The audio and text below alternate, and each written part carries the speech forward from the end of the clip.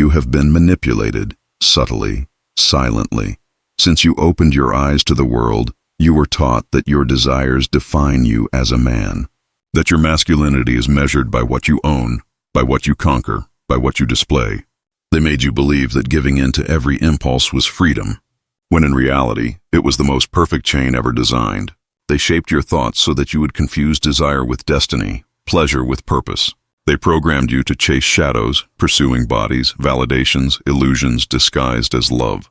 And every time you fell, they won. Because while you thought you were enjoying, they were studying you. While you sought pleasure, they perfected control. The system didn't need whips or bars. It only needed to teach you to worship your own prison, to believe that flesh is power, that desire is identity, that submitting to your impulses is a sign of masculinity. They gave you a throne, made of chains, and they crowned you king of your own weakness. But there's something they can't understand. When a man stops being a slave to desire, something changes. His gaze no longer asks, it commands. His silence no longer silences. It dominates. And that calm, that distance the world fears, is not coldness. It is concentrated power. Because true dominion is not in satisfying your impulses, but in watching them die without moving. True power is not in conquering bodies, but in conquering the mind that desires them. When you achieve that, you stop being an ordinary man, and you become something more, a mystery that neither the system, nor desire, nor the world can control. They taught you to pursue pleasures as if they were trophies, to confuse validation with love and excitement with life itself. But every time you gave in to that illusion, something inside you became weaker, emptier, more dependent, because true power was never in desire, but in the ability to master it. And when a man discovers that, he stops being an ordinary human and begins to become something much more dangerous, a being who can no longer be controlled. Subscribe to this channel if you like what you see, and comment the word power if you want to reclaim your aura of control. Segment 1. The Empire of Desire. We live under an invisible empire, sustained not by swords, but by algorithms. A system that does not rule territories, but minds. A silent order that has learned to master the most primitive and powerful language of the human being, desire. No longer is force needed to subjugate the modern man. Pleasure has taken on that role with surgical precision. What was once a biological impulse is now a golden chain that shines with the illusion of freedom. They have made us believe that to desire is synonymous with living, when in reality, every uncontrolled desire is an order accepted without resistance.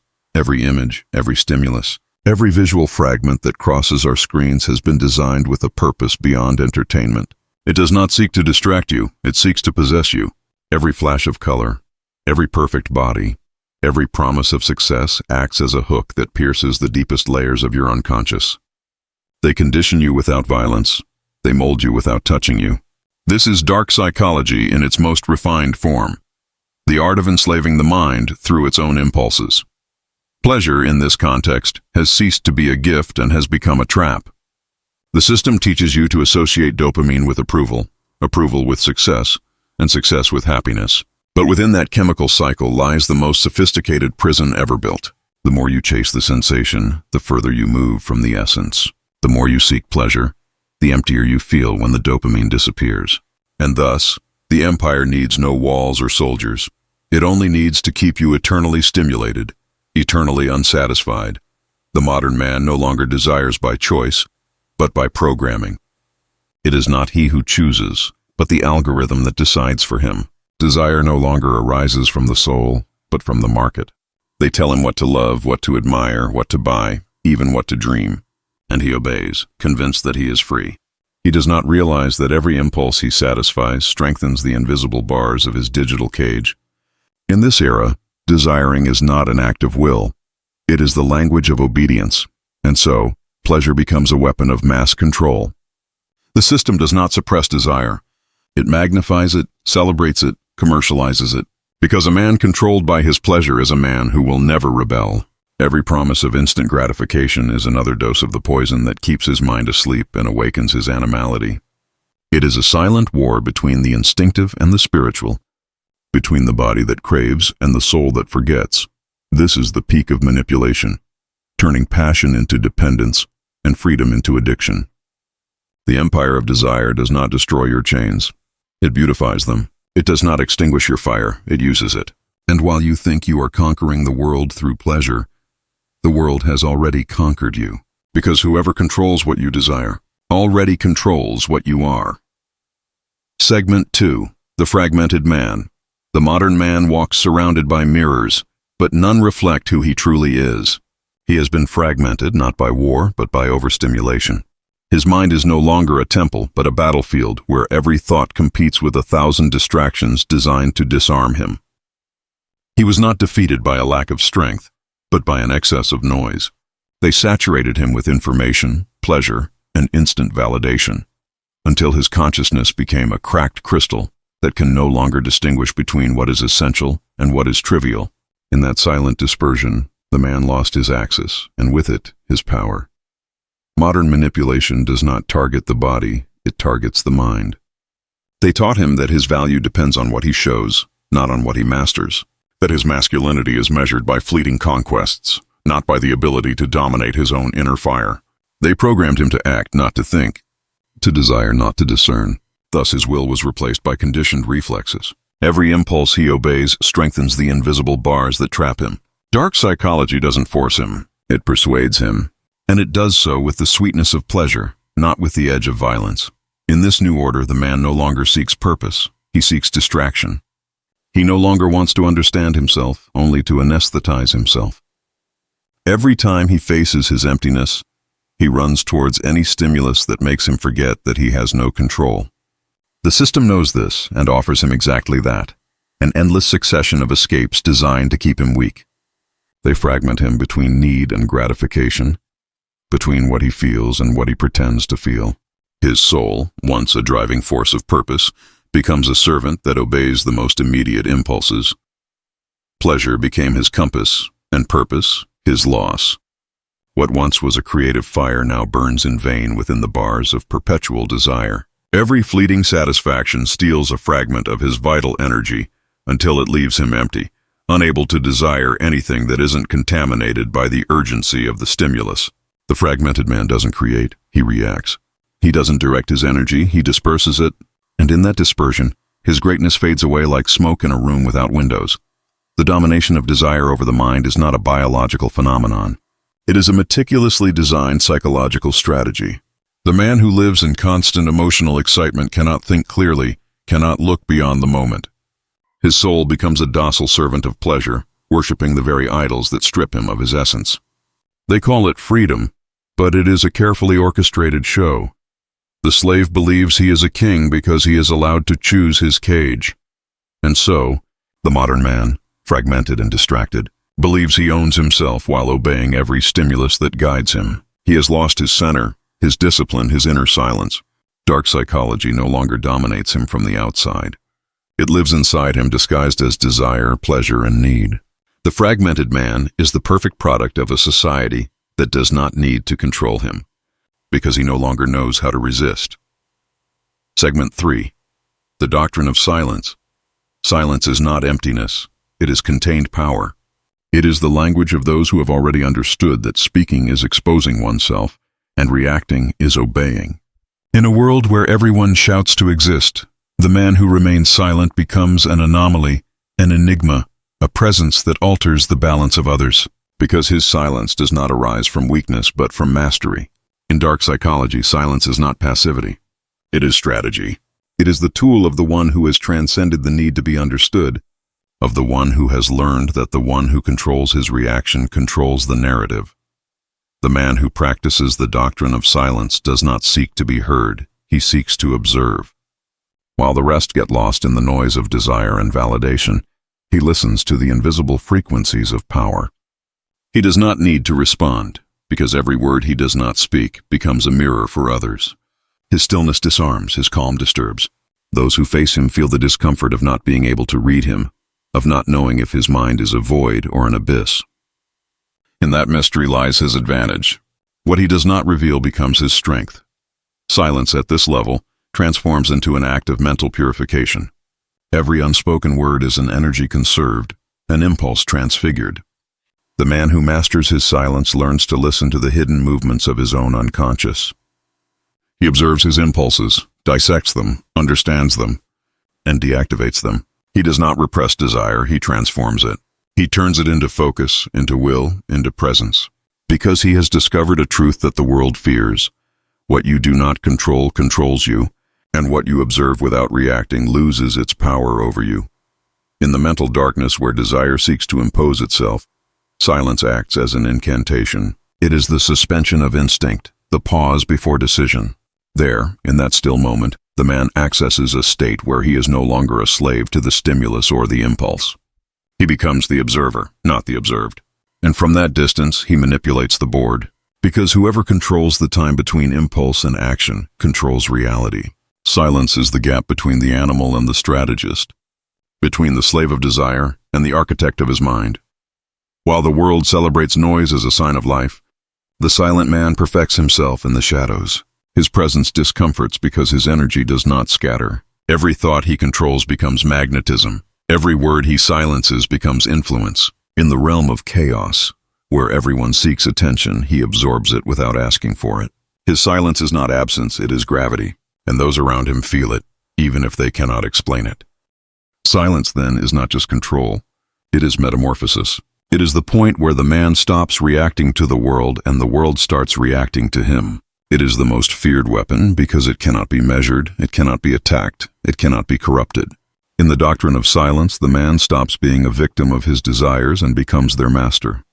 His power is no longer demonstrated, it is perceived. And in that space between noise and stillness is where true domination begins. Segment 4. The invisible rebellion. Rejecting the addiction to desire is a form of silent war. Not a war fought with weapons, but with will. An internal battle where the enemy is not outside but within the body itself, whispering seductively from the shadows of instinct. The man who decides to resist does not fight against the world. He fights against the programming that the world implanted in him. And that resistance, silent, mental, invisible, is the most subversive act he can commit. In a society that feeds on desire, a man who refuses to obey it becomes a dangerous anomaly. Dark psychology understands this well. Power is sustained by addicted minds. The system does not need your explicit submission. It only needs your constant desire, for you to long, to seek, to need. Because while you desire, you do not think. While you pursue, you do not observe. The man who stops reacting, who interrupts that flow of stimulus and response, breaks the spell. He disconnects from the emotional herd and enters a state of cold, conscious observer. That man is no longer manipulable. His calm confuses, his detachment irritates. His gaze, free of need, becomes a mirror for those still slaves to impulse. Every time a man masters his desire, a structure of the system cracks. Because his energy no longer feeds the circuit of emotional consumption, he no longer reacts to provocation, to the body, to the algorithm, to the noise. His strength becomes internal, his mind densifies, his presence transforms into an invisible field of control. Those who cross his path perceive it, even if they do not understand it. It is a type of power that does not need to be expressed, because his mere existence alters the environment. On the psychological plane, his silence is subversive, his self-control a threat. Detachment is not coldness. It is independence. In the game of mental power, not desiring is possessing. The desexualized man has not killed his fire, he has purified it. He has learned to redirect the energy that once scattered into purposeless impulses and turns it into pure intention, focus, and magnetism. What once dominated him now feeds him. This transformation places him beyond the reach of the system, beyond the reach of emotional and sexual manipulation. And that is why his mere existence generates fear, because he no longer responds to the stimulus. The world, accustomed to controlling through desire, does not know what to do with a man who needs nothing. His calm is a declaration of war against collective hysteria. His self-control reveals what everyone tries to hide, the absolute dependence on validation and pleasure. The invisible rebellion consists of this, mastering the mind so that desire does not dictate your steps. While everyone seeks to escape the void, he walks within it with open eyes and finds power where others only see absence. The man who has transcended desire no longer belongs to the human herd. His energy becomes different, denser, quieter. He does not pursue, he attracts. He does not react, he observes. He does not seek to control, but his mere presence imposes control. It is a form of freedom that cannot be taught, only conquered. And in that conquest, the world trembles, because every man who wakes from the addiction to desire weakens the system that needs him asleep. Rebellion is not shouted, it is embodied, and he who manages to master his impulse becomes his own revolution. Segment 5. The return of inner power. Dominion over desire is not repression. It is alchemy. It is the process in which the wildest energy of the human being, the one that comes from instinct, fire, and impulse, stops consuming him and begins to serve him. The man who achieves this does not renounce pleasure, he transfigures it. He turns the carnal into mental power, the impulsive into direction, the ephemeral into eternity. That energy which once overflowed in excess and distraction condenses within him until it acquires a new form, presence. And that presence cannot be explained, it is felt. It is the invisible weight of one who no longer bends to his impulses. The rest of the world drowns in the noise of immediate desire, seeking in the flesh what can only be found in consciousness. They live as slaves to stimulus, believing that intensity is life when it is only noise. But the one who masters his mind moves differently. His gaze is cold, not for lack of emotion, but because he understands that emotion is a double-edged sword. It can elevate or destroy. In dark psychology, that absolute control of impulse is the pinnacle of power, not because it eliminates desire, but because it channels it. It transforms it into a directed current that nourishes his purpose rather than sabotaging it. The man who returns to his inner power does not seek validation because he no longer needs it. He has broken the addiction to reflection, applause, the external gaze that once defined his worth. His pleasure no longer comes from physical stimulus, but from the sensation of absolute control over himself. He knows that every unmet desire strengthens his will, and every impulse dominated refines his character. While others live draining their vital energy in volatile emotions, he conserves it, accumulates it, compresses it into a silence so deep that it becomes magnetic. In that silence, his mind becomes an impenetrable temple. The process of transmuting desire is the harshest test of self-mastery. There is no greater challenge than facing one's own instinct and forcing it to obey. That force, when tamed, ceases to be a threat and becomes the source of the magnetism that defines exceptional men. They do not seek attention, but they attract it. They do not seek power, but they radiate it. Sublimated sexual energy, directed toward creation and strategy, produces a mind so focused that it becomes dangerous. In dark psychology, this is what separates the ordinary man from the architect of his destiny. Society fears these men because they cannot be manipulated. They are not excited by noise. They are not distracted by promises. They are not moved by illusions. They observe, calculate, and move forward. Their serenity is not weakness, it is concentration. And their silence is not a lack of passion, it is an excess of contained power. Mastery over the mind grants them a type of freedom that the system cannot grant nor take away. They are impenetrable, impossible to possess, immune to the emotional manipulation that governs others. He who masters his mind ceases to be part of the ordinary world. His energy becomes purer, his purpose clearer, his gaze sharper. He no longer acts from desire but from intention. Every thought becomes a command, every silence a strategy. His presence alters space because he no longer vibrates with the noise of need, but with the frequency of power. And it is then that the deepest law of dark psychology is fulfilled. He who conquers his mind conquers all reality. Because the world does not belong to the strong, but to those who know how to remain silent while they dominate their own chaos. Segment 6. The reaction of the world society deeply fears the man who no longer desires what it offers. Not because he is a visible threat, but because his mere existence reveals a truth that the system cannot tolerate, that mental freedom is possible. In a world built on desire and constant validation, the one who seeks neither becomes a crack, a fissure that destabilizes the entire structure. His presence breaks the collective enchantment, that induced dream that keeps the masses hypnotized by the promise of pleasure, status, and acceptance. The man who has transcended desire no longer fits into the narrative of consumption or emotional control. And what the system cannot control, it fears. In the realm of dark psychology, this man represents a cognitive anomaly. While others live for stimulus and reward, he operates from conscious emptiness. He does not seek pleasure. He does not need approval. he does not react. His indifference is not apathy, it is distilled power. Every provocation he ignores, every manipulation he detects and deactivates, weakens the psychological control the system exerts over others. And this becomes intolerable for those who need to believe that pleasure is freedom. His mere calm exposes the chaos of others. His serenity strips away collective hysteria. The world reacts to him with hostility disguised as moral judgment.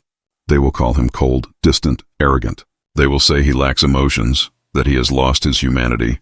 But behind these accusations lies the discomfort his mirror provokes. Because in him, others see their dependency. They see how their desires do not belong to them, how their emotions are programmed, how their will is shaped by forces they do not even understand.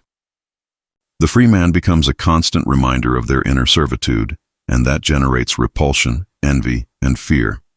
This type of presence disarms because it does not react. In a world that needs an immediate response to maintain the flow of control, his silence is an intolerable dissonance. Society does not know how to manipulate someone who does not long for what it sells. Attention, pleasure, recognition. Their strategies fail because there is no entry point into his mind. There is no emptiness to fill, no wound to exploit. He has sealed his psyche with a layer of self-awareness so deep that attempts to influence him bounce off an invisible wall. At that moment, he stops being part of the game and becomes the observer who understands the rules from the outside. The power of this man does not lie in what he does, but in what he no longer needs to do. His energy does not scatter, his mind is not contaminated, his desire cannot be bought. Society, when facing him, feels the presence of something it cannot define. A force that does not come from appearance or noise, but from total self-mastery. And that force, silent and dense, radiates a type of authority that cannot be faked. Dark psychology teaches that the mind that no longer reacts becomes a black mirror. Whoever looks into it does not see the other, they see themselves. That is why they fear him. Because they can no longer touch him, corrupt him, or program him. His detachment is not coldness, it is mental purity. He is not swept away by the waves of collective desire, he walks upon them. His freedom is a heresy to a system that feeds on emotional and sexual dependency. And when a man manages to reach that state, he stops being an individual and becomes a psychological phenomenon, a living reminder that the human mind can escape the spell of the world, and nothing disturbs the system more than a man who has stopped needing it. Segment 7. The alchemy of the self-repressed desire destroys, because what is denied in the mind seeks to manifest itself in the shadows. But transmuted desire creates, because what is mastered from consciousness becomes sacred fire. In the realm of dark psychology, this transmutation is not a moral act, but a process of power. The man who understands the nature of desire does not eliminate it, he reformulates it. He learns to direct that chaotic energy towards building something greater than pleasure, towards forging an impenetrable will. At that point, sexuality ceases to be an animal impulse and transforms into creative, strategic, almost divine energy. It is the transition from instinct to intention. The energy that once scattered into purposeless impulses begins to condense. Every unconsumed thought, every resisted stimulus, accumulates like electricity within the soul. That energy does not disappear. It is refined. It becomes magnetism, a vibration that others feel but cannot explain. The presence of the transmuted man has a distinct psychological weight. He does not need words, nor caresses, nor demonstrations. His mere existence projects a silent dominion that both attracts and destabilizes. Those who observe him do not understand whether they feel admiration, desire, or fear.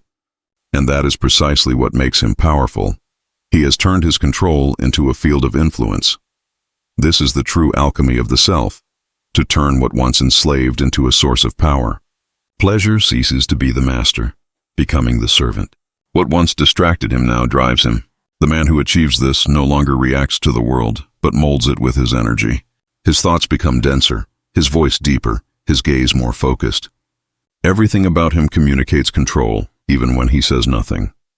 He has stopped operating from need and has begun to project from inner abundance. His mind no longer seeks, it radiates. And that is the kind of power that cannot be bought or faked. In dark psychology, this process is considered the highest form of internal manipulation, the mastery of oneself to the point of altering the environment. Sexual energy, once transmuted, becomes a psychic force capable of influencing others without physical contact. It is the magnetism of the mind free from distraction, the vibration of one who has eliminated the urgency to satisfy and has learned to channel it as pure will. His mere presence can alter the emotional state of a room. It can attract or intimidate without any intent. That is the sign of the man who has become his own psychological laboratory.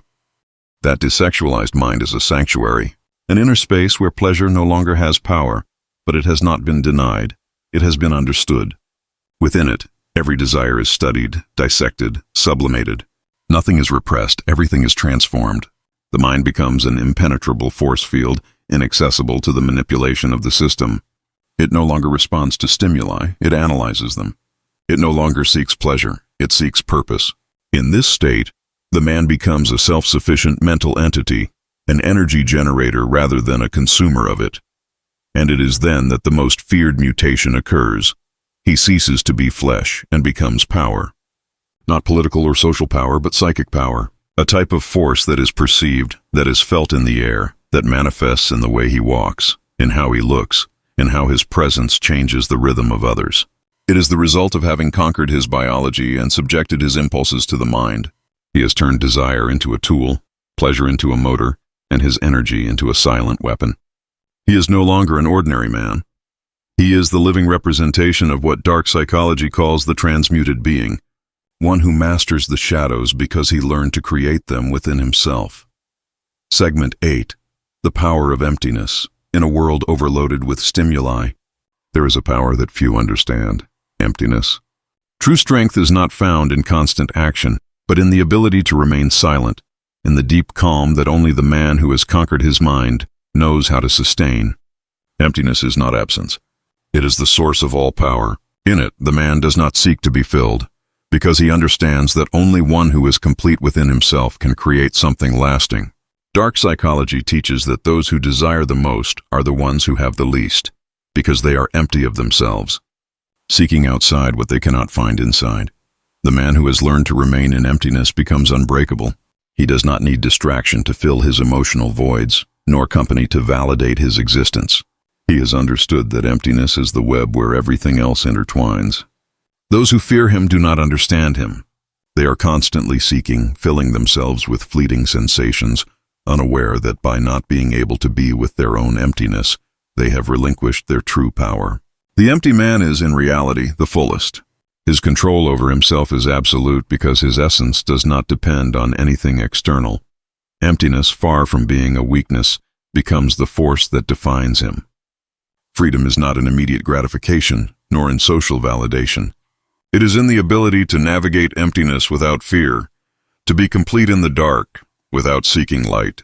And it is in that space where the man reconnects with his most primal power, the ability to transform the world without lifting a finger, only with his presence and energy. Emptiness is the fertile ground where will is planted and grows, leaving behind the noise and anguish of unfulfilled desires. Segment 9. The liberation of the self. True liberation is not achieved by fleeing the world, but by understanding its nature and accepting that the only chain that holds us is the one we have created within ourselves. The man who has managed to desexualize his mind is not trapped in the cycle of fleeting desires, nor in the expectations of others. He has learned that true freedom is not in escaping, but in mastering the space between stimuli and responses. It is there that the deepest power lies. The power of not being conditioned by anything external, of not being possessed by any desire or influence. The liberation of the self occurs when the man realizes that everything he needs to be complete is already within him. He stops seeking validation from the outside because he understands that the source of his power lies not in what he receives, but in what he is capable of generating from within. In this process, the man reconciles with his deepest essence, leaving behind the facade that society imposed upon him. He no longer lives to impress, to fit in, to follow the rules others dictate. He lives for himself, according to his own rules.